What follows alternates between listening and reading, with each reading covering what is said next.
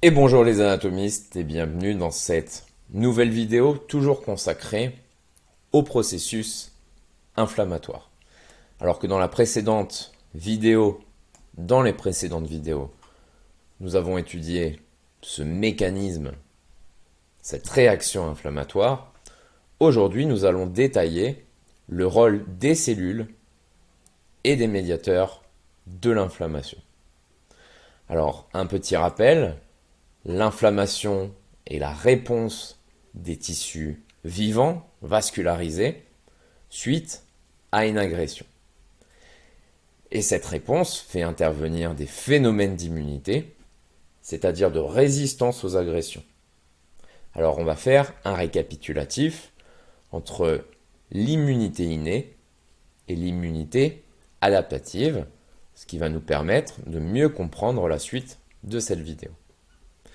Alors l'immunité innée va comprendre deux lignes de défense.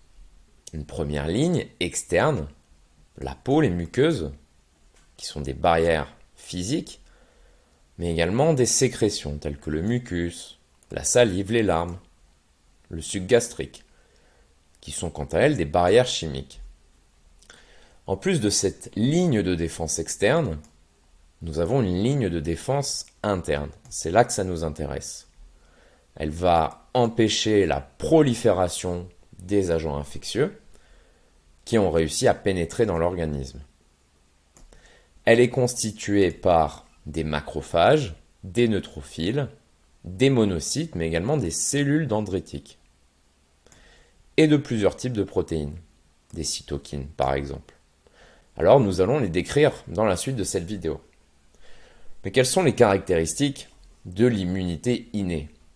Une défense rapide, d'accord, active immédiatement en cas d'agression, mais également une non-spécificité, c'est-à-dire qu'elle est indépendante des antigènes, des agents infectieux, et une absence de mémoire immunitaire. Alors ici, on a une belle représentation de ces cellules. Nous avons par exemple les cellules épithéliales, également les neutrophiles, très importants, en très grand nombre, mais également les cellules tueuses, les macrophages et les cellules dendritiques. Après l'immunité innée, nous avons l'immunité adaptative. Alors à la suite de l'interaction entre l'agent infectieux et l'immunité innée,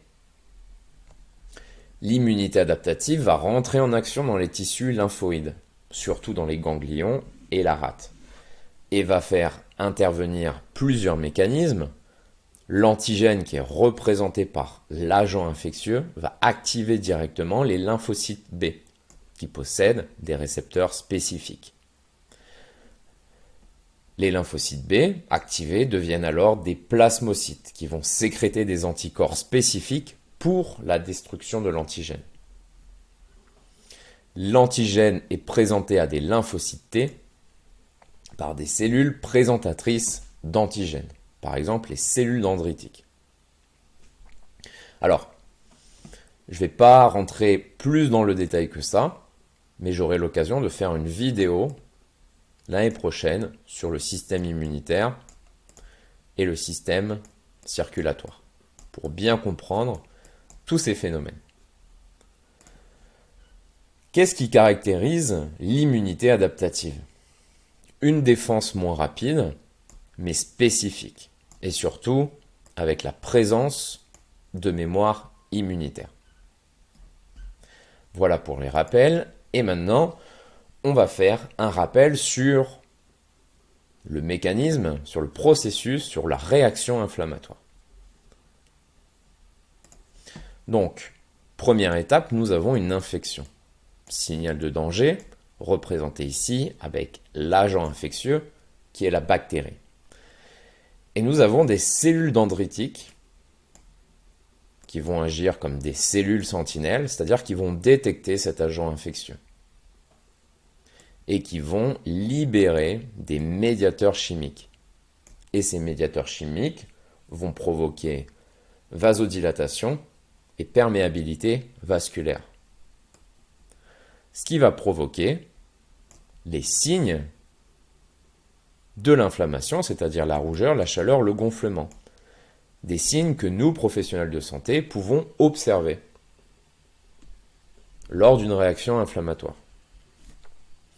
Alors, on va parler ensuite d'un recrutement leucocytaire et d'une diapédèse. Cette diapédèse est le passage des globules blancs, des leucocytes, de la circulation sanguine, ici représentée, jusqu'au foyer de l'inflammation. Elle va faire intervenir des granulocytes et des macrophages qui vont phagocyter, c'est-à-dire nettoyer, digérer les débris cellulaires, mais également les agents infectieux, jusqu'à totalement les éliminer et amener à la résolution du problème. Alors, les cellules de l'inflammation vont comprendre les lymphocytes, les cellules phagocytaires, qui pourront être des polynucléaires principalement neutrophiles, nous verrons pourquoi, mais également des monocytes et des macrophages. En fonction du temps, nous allons voir pourquoi. Mais également, ces cellules de l'inflammation concernent les mastocytes et les polynucléaires basophiles, mais également les fibroblastes. Alors, la diapédèse, c'est ce processus, d'accord, que nous avons étudié longuement dans de précédentes vidéos, et donc qui explique le passage des leucocytes de la circulation sanguine jusqu'au foyer de l'inflammation, par un passage transendothélial, une migration à travers l'endothélium, et qui fait intervenir plusieurs étapes, le phénomène de la roulade, l'activation des intégrines par les chémokines, une adhérence stable, et cette migration à travers l'endothélium. Donc on retrouve notre intégrine, notre sélectine, également nos chémokines et notre CD31. Alors je vous renvoie à la précédente vidéo sur la diapédèse pour comprendre ce phénomène, ce mécanisme. Donc l'extravasation des leucocytes.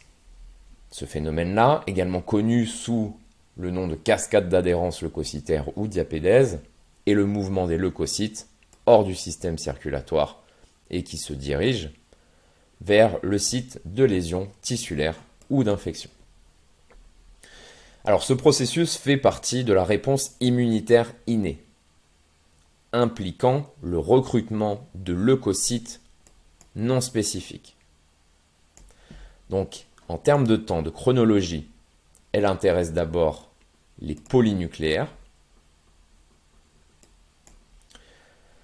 Pendant les 6 à 24 premières heures, puis un peu plus tard, entre 24 et 48 heures, les monocytes et les lymphocytes. Alors nous allons décrire cette première phase polynucléaire, les polynucléaires que nous pouvons également appeler les granulocytes, ici représentés, et qui appartiennent à une autre lignée que les lymphocytes par exemple.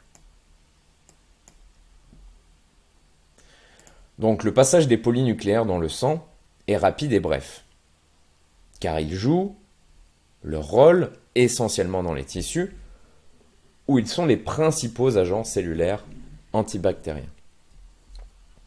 Donc les polynucléaires, je le disais, se réfèrent aux granulocytes, mais spécifiquement aux granulocytes neutrophiles. Pourquoi ?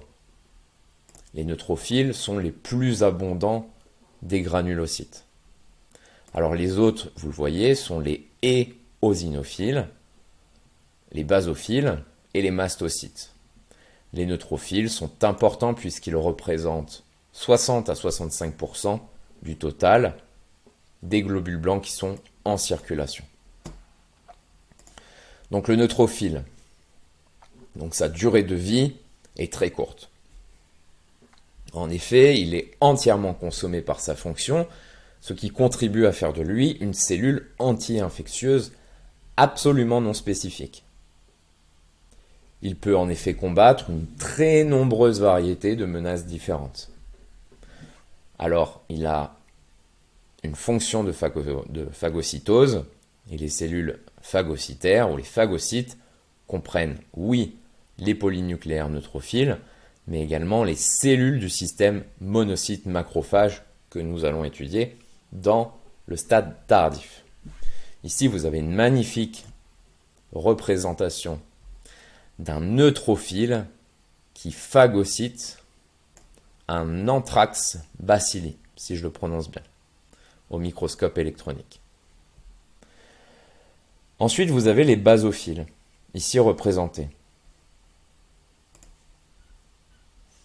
Alors les basophiles, vous pouvez le voir, ils comportent des granulations qui contiennent des médiateurs chimiques de l'inflammation. Les médiateurs, nous allons les étudier un petit peu plus tard dans cette vidéo. Ces médiateurs chimiques, en particulier l'histamine et l'héparine. Alors après les basophiles, vous avez les mastocytes qui sont activés en cas de parasites, et par exemple l'helminth, si je prononce bien, et qui se caractérise également par la présence de granulations dans son cytoplasme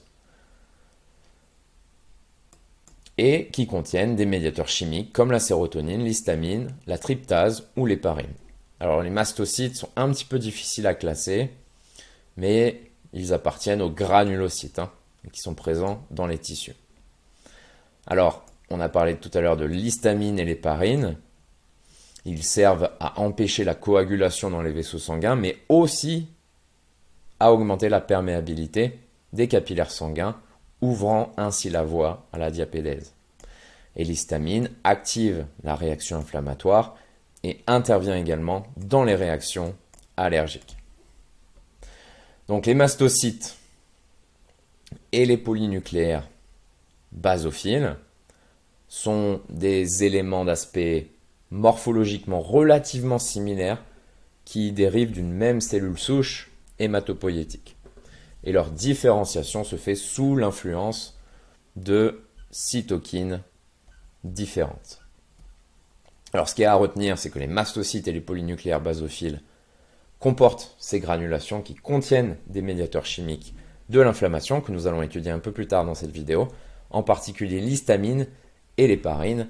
Et ce qui est important à retenir, c'est que les neutrophiles sont les plus abondants des granulocytes et qu'ils ont cette capacité de phagocytose. Alors ensuite, le stade tardif, qui fait intervenir des mononucléaires, des macrophages qui sont des monocytes matures ou des dérivés monocytaires, mais également des lymphocytes. Alors, ils ont une demi-vie plus longue et requièrent une division en phase inflammatoire, ce qui explique pourquoi ils sont actifs pendant le stade tardif. Nous l'avons vu, ils ont cette capacité de phagocytose et de coopération également à la réponse immunitaire.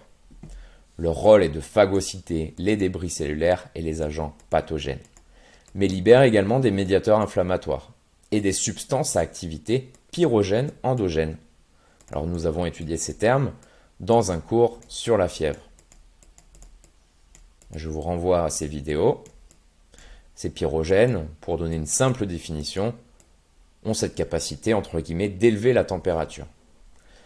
Alors en plus des macrophages, nous avons les lymphocytes, que nous voyons ici. Plusieurs types de lymphocytes. Donc leur rôle, c'est la défense, bien sûr, contre l'agression.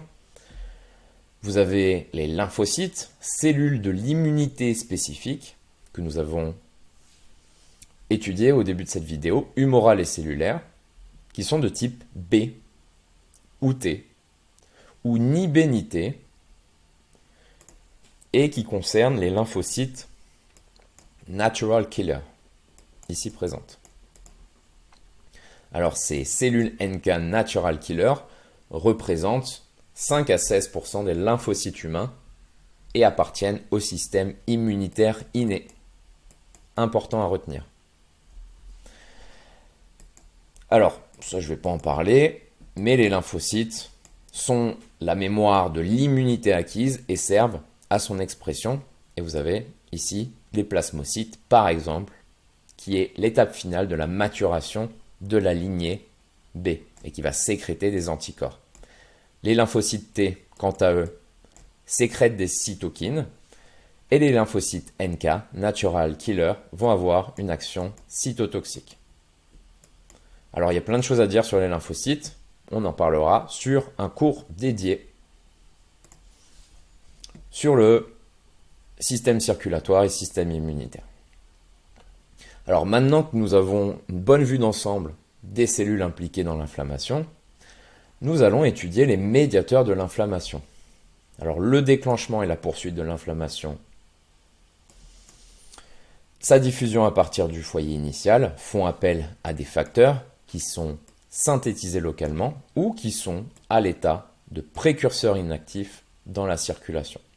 On va retrouver des facteurs avec une origine locale, comme les amines vasoactives, on en a déjà un petit peu parlé dans les précédentes vidéos, les prostaglandines et les leucotriènes également, les molécules d'adhérence, mais également les médiateurs circulants, comme le système des kinines, le système du complément et le système de coagulation.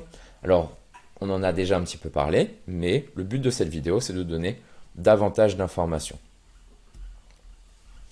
Donc c'est parti. Donc les facteurs qui ont une origine locale. Par exemple, les amines vasoactives, comme l'histamine, la sérotonine, on en a déjà un petit peu parlé, mais elles sont stockées dans les mastocytes, les polynucléaires basophiles, les plaquettes.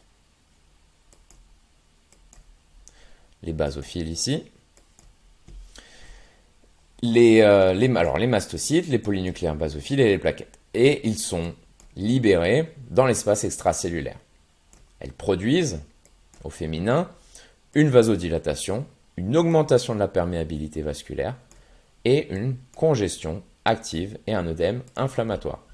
D'accord ? Ce qui explique, entre autres, voilà, je me répète, la rougeur, la chaleur, le gonflement. Ensuite, nous avons les prostaglandines et les leucotriènes, qui sont des acides gras et qui sont produits localement. Ils ont des effets marqués, locaux, vasodilatation, douleur, attraction des polynucléaires et généraux tels que la fièvre. Ensuite, on en a déjà un petit peu parlé, les cytokines, qui sont des peptides ou des protéines produites par de nombreuses cellules, parmi lesquelles les lymphocytes T, par exemple, et les monocytes macrophages.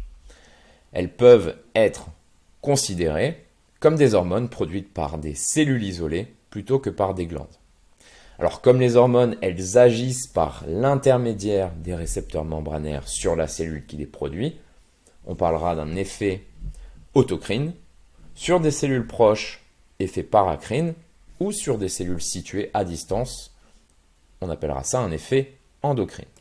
Alors, ces termes, on en parlera sur un cours sur la physiologie, sur le système endocrinien. Alors, certaines cytokines sont pro-inflammatoires, on en a déjà un petit peu parlé quand on a étudié la fièvre, avec l'interleukine 1, l'interleukine 6, ou le tumor necrosis factor. Et d'autres, au contraire, sont anti-inflammatoires, alors ça, j'en ai jamais parlé, l'IL4, l'IL10, l'IL13. Ce qui est important à retenir par rapport aux cytokines, c'est qu'elles ont de nombreux effets, notamment la médiation de l'immunité naturelle, mais aussi la régulation de l'activation, de la croissance et de la différenciation des lymphocytes. Et enfin, la stimulation de l'hématopoïèse. Ensuite, nous allons parler des molécules d'adhérence. Alors, les cellules du foyer inflammatoire sont concentrées à l'endroit précis de l'organisme où l'agression a eu lieu. Ce ciblage est le résultat d'interactions complexes de molécules d'adhérence et de leurs ligands cellulaires qui, par exemple, augmentent ou diminuent l'adhérence au tissu interstitiel. Je ne vais pas donner plus de détails par rapport à ça, parce que je trouvais ça un petit peu moins important que les précédentes informations que je vous ai données, mais vous pourrez approfondir vos recherches, bien sûr, sur les moteurs de recherche. Et ensuite, on va parler des médiateurs circulants.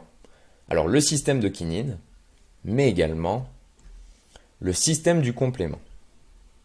Alors, les kinines proviennent de la kininogène.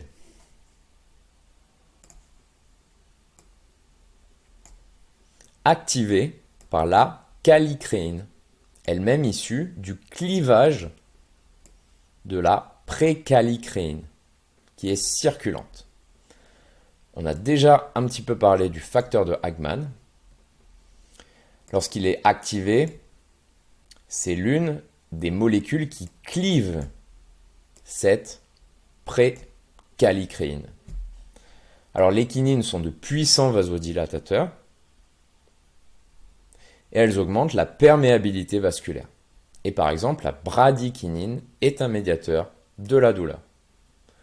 Donc, ils ont une action de relâchement de la musculature lisse, provoquant cette vasodilatation artérielle, et elles agissent sur les cellules endothéliales des capillaires sanguins pour en augmenter la perméabilité et ainsi faciliter la migration des leucocytes.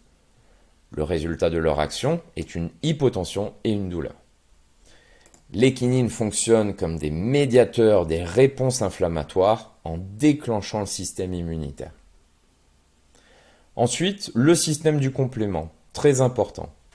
Un ensemble de protéines connues du sérum, dont l'activation s'effectue par des réactions de protéolyse en cascade. Alors on ne va pas décrire ces réactions, sinon la vidéo serait trop longue. Les fragments libérés ont des effets spécifiques, pour la plupart en rapport avec l'inflammation. Le complément va stimuler l'inflammation et ce qu'on appelle également l'opsonisation, on va décrire ce terme, et lise directement, on va décrire également ce terme, les cellules pathogènes par formation du complexe d'attaque membranaire, recrute les lymphocytes B, initiant ainsi la réponse adaptative, ainsi que les macrophages, phagocytant les pathogènes. Alors, l'opsonisation, c'est un processus biochimique par lequel une molécule, alors qualifiée d'opsocine, si je prononce bien, va recouvrir la membrane d'une cellule cible, une bactérie ou une cellule du corps infectée par un agent pathogène, pour favoriser sa phagocytose par une cellule dotée de récepteurs.